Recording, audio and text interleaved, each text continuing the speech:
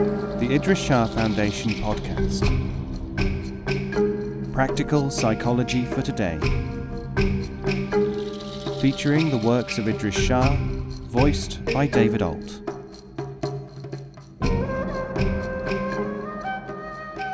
Welcome to the Idries Shah Foundation podcast. In this edition of the podcast, we will hear selections from Learning How to Learn by Idries Shah. This audio has been made available by the Idries Shah Foundation. Part 5. Action and Meaning. Real and Relative Generosity. Ungenerous Men. One man heard of a plight of another while he was sitting among friends. He immediately felt moved and handed out a sum of money to be given to the distressed one. Another, who had not heard of any special case, went out when he had some money and looked for someone who was in need. He asked him about his needs and fulfilled them. Which of these was the really generous man? The answer is neither. Both were generous within conventional limits. They were doing what they had been taught to do. These forms of generosity are sufficient only at the very beginnings of generosity. Beyond this is the stage for which these other forms are supposed to be the preparation. Because people rarely rise above the preliminary stages, these shallow forms of generosity are assumed to be the height of generosity. The real generosity is when a man does something generous when nobody knows about it, or when, other people knowing something about it, he refuses to gain any credit for his generosity from the recipient or anyone else. Real generosity is anonymous to the extent that a man should be prepared even to be considered ungenerous rather than explain it to others. This kind of generosity, in goods, in work, and in thought, is deliberately cultivated in the ranks of the elect, and is practiced by those who wish to enter their ranks, with no exceptions at all, and there is no relaxation of this exercise. Generosity is also marked by doing what one says one will do. Sadi teaches, when the generous promise, they perform. Not to be greedy is, paradoxically, the highest form of looking after one's true interests. Greed harms you. Generosity helps you. This is why it has been said, greed is the mother of incapacity. Why do Sufis excel? Question. What stops people making progress, especially in great writings or producing teaching materials? Answer. An eminent Orientalist has recorded in print his difficulty in understanding how the Sufi classical author Sadi of Shiraz could have written 2 great Persian classics in 3 or 4 years. This may be a problem to the scholastic, but it describes his mind, not Sadi's. To the Sufi, such perplexity marks a situation not dissimilar to that of the ingenuous person who says, I can't understand how that man with the thunderstick can bring down such a big metal bird from the sky. This concealed savage in man is not present, of course, only in the limited type of scholar. He is the savage which prevents everyone from making progress in any field. Correct teaching brings out human excellence. The teaching must, of course, work with the best part of the individual, must be directed to his or her real capacity. In the first chapter of his Gulistan, the Rose Garden, Sadi declares, How can anyone make a good sword from bad iron? From teaching, the useless one will not become useful. The rain, whose nature does not change, grows flowers in the garden, thorns in the marsh. People who have fallacious objectives are like the barren soil. The flowers grow from soil which is composed of the right objectives. The people whom you mention as not making progress are working from an unsuitable basis. If you insist on buying poor food, you must be prepared to dislike it at the serving. Confusion as a personal problem. Question: what can I do about my confusion and worthlessness? Answer: people who ask that their confusion be removed should take note of these 3 points first. 1. They should satisfy themselves that I or others have offered to remove confusion and so forth. Sufis have not. They therefore have to trace the source of the offer, if any, to remove confusions, and apply to whoever has made the offer. If the offer has in fact arisen within the mind of the applicant, he should recognize this. 2. They should note that confusion and so forth may often be a protection. You may not like a fog, but if it is shielding you from a man-eating tiger, it is better to have it. In too many cases, people should be giving thanks for their confusions, which are shields, rather than trying to remove them before they are able to face what lies behind. 3. Plenty of people, and this is of course well recognized today, create and maintain their own confusion, even while imagining that they are trying to escape it. The answer, therefore, to what can I do about my confusion is find out what its cause is and why it is there. Then decide if you want to do anything about it. Confusion comes of not paying attention to what should be attended to first. The problem of the confused, therefore, is that they should become aware of this, first using their wits to observe themselves, and think less about confusion. Remember the proverb, "A sign is enough for the alert, but 1,000 counsels are not enough for the negligent." As to feeling worthlessness, there are limits to this as there are to the reverse. Sadi has designed this poem, which I translate from Persian for you, to see that the problem is one of perspective. A drop which fell from a rain cloud was disturbed by the extent of the sea. Who am I in the ocean's vastness? If it is, then indeed I am not. While it saw itself with the eye of contempt, a shell nurtured it in its bosom. The heavens so fostered things that it became a celebrated, a royal pearl.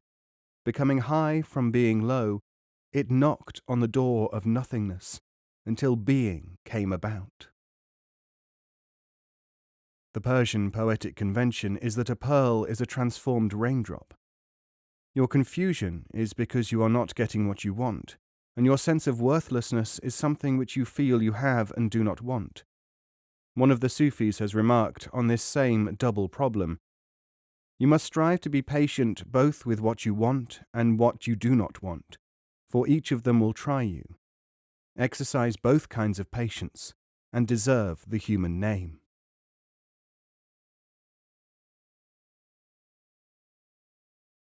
Feeling your own nothingness. The Sufi saint Attar records the great ancient Bayezid, who died in 875 of the Christian era, as saying, "You must feel your own nothingness." To perceive one's own nothingness is valuable. To indulge oneself emotionally by frightening oneself with it is shallow self-amusement, all the more attractive to many people because they can pretend to themselves that it is sincerity or piety. One has to get beyond this childish state. Being a guru.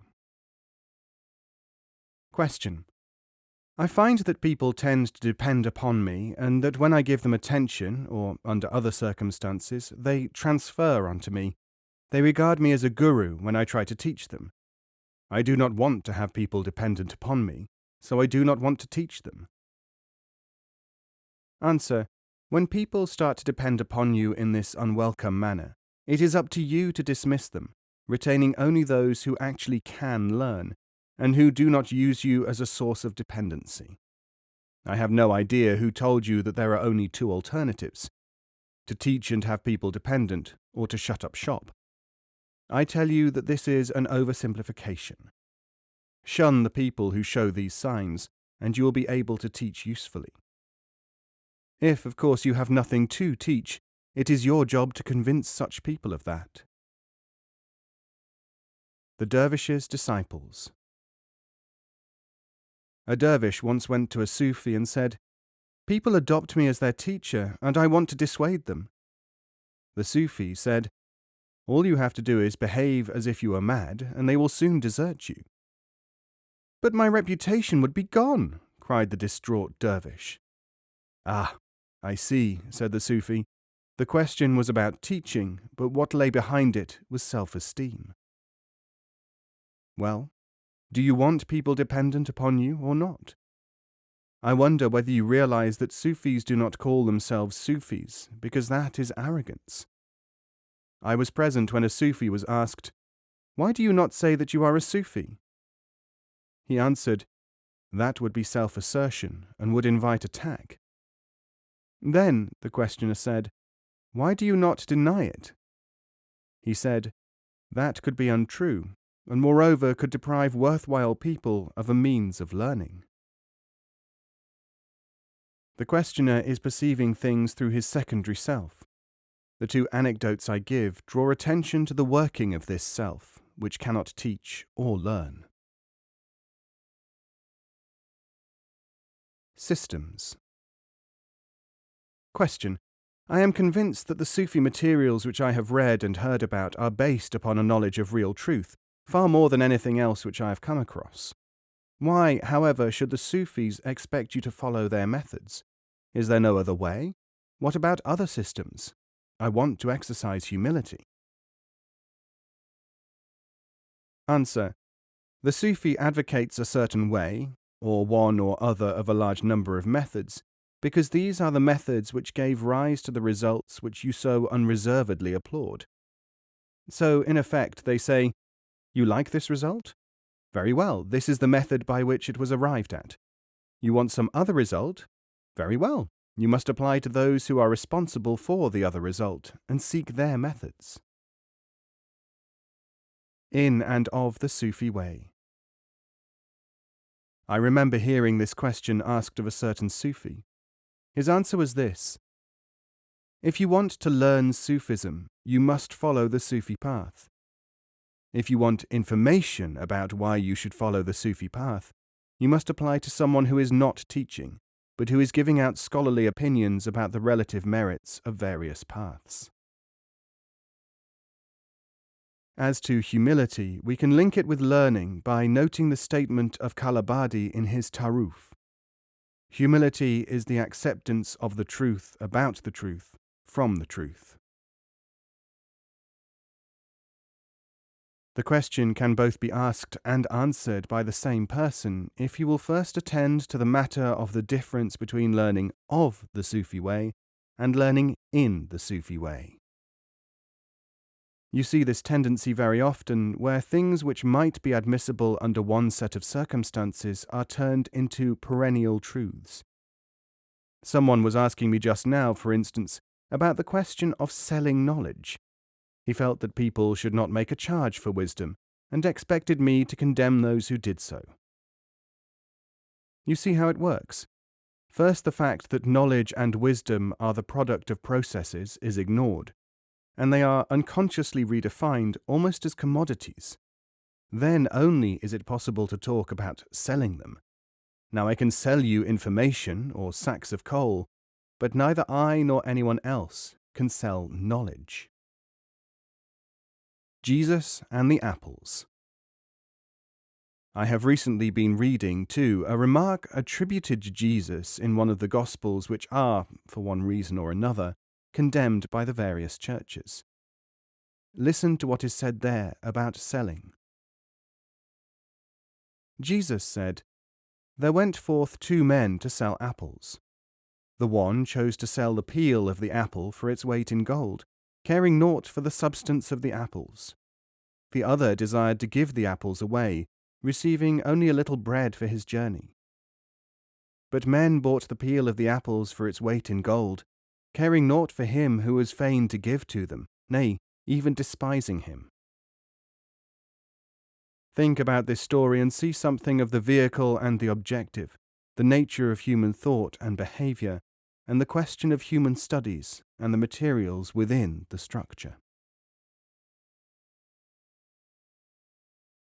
The vehicle and the objective. Question. What is your attitude on the structure of human studies and the materials within the structure? Answer: a characteristic disease of human thought is to mistake the vehicle and the objective, or the instrument and the aim. This tendency is seen in all human communities, whether they are what we call advanced or otherwise. It is as strongly present in civilized as in barbaric societies, only its manifestations are different. The rule is that something which was functional becomes prized for itself, whether it is an exercise becoming a ritual, or an individual worker becoming idolized, or a tool becoming a totem. Whoever encourages this tendency will always find supporters, because this warp is already in the human environment, and its derivatives will seem right. On the other hand, the concept of vehicle and instrument, of not seeing the wood for the trees, and other manifestations of this possible confusion are so well established that there will always be people who will understand the importance of thinking straight on the container and that which is contained, and on other manifestations, including the grub chrysalis butterfly one.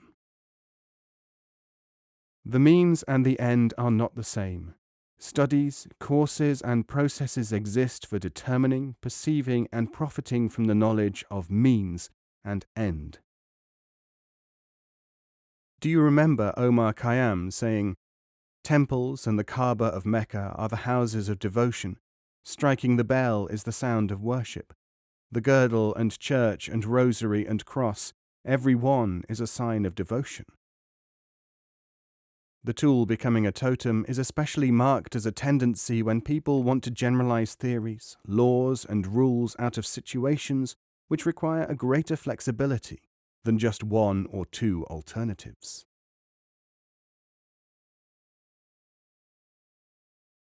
Concern and campaign. Question: if one feels very strongly, is it not right to pass this on to others to get them concerned and to form bodies of people who have similar interests?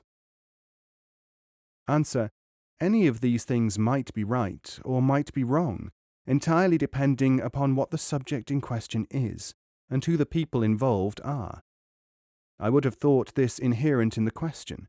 You only have to look about you to see the confusion and unhappiness caused by people indulging themselves by rushing about worrying other people and making them worriers and hence inefficient, when concern and propaganda are no substitutes for knowledge and action.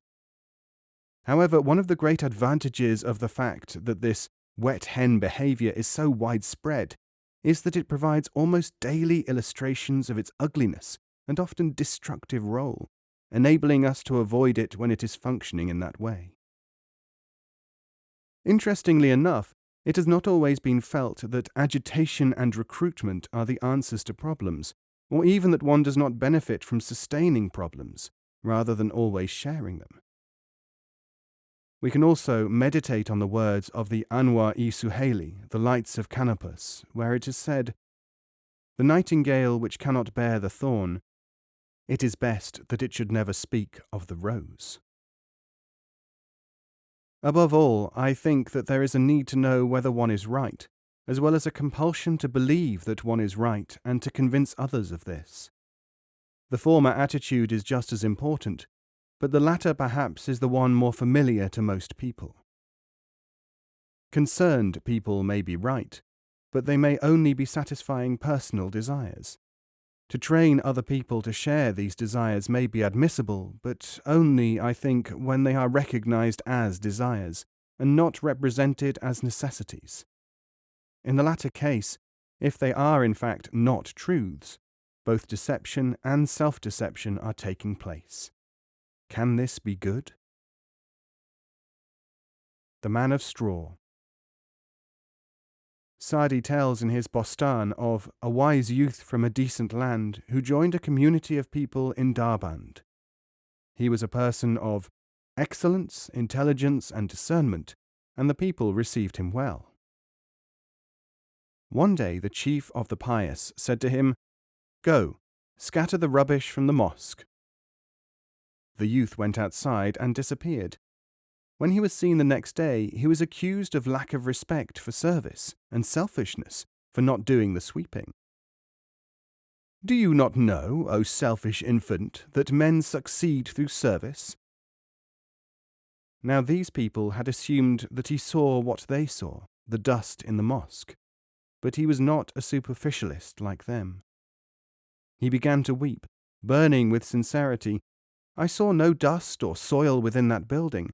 I set off so that the mosque should be clear of straw. This man regarded himself as the pollutant of the mosque, while the others only thought of the campaign of cleaning and the concern for the superficial. Even when there was no dust in the mosque, they still wanted it swept.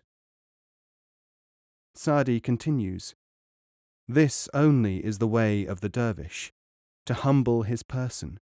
For eminence choose humility, for to that roof there is no ladder but this." The last line contains a play on words and can also read in the Persian, "To that heaven there is no advance than this." Alas, people have not changed much since Sa'di. Here is a sentence from a letter written to me by a famous man who is renowned for his spiritual virtues. "I used to be proud and vain. Since I started to study Eastern teachings, I am so humble you would hardly believe it."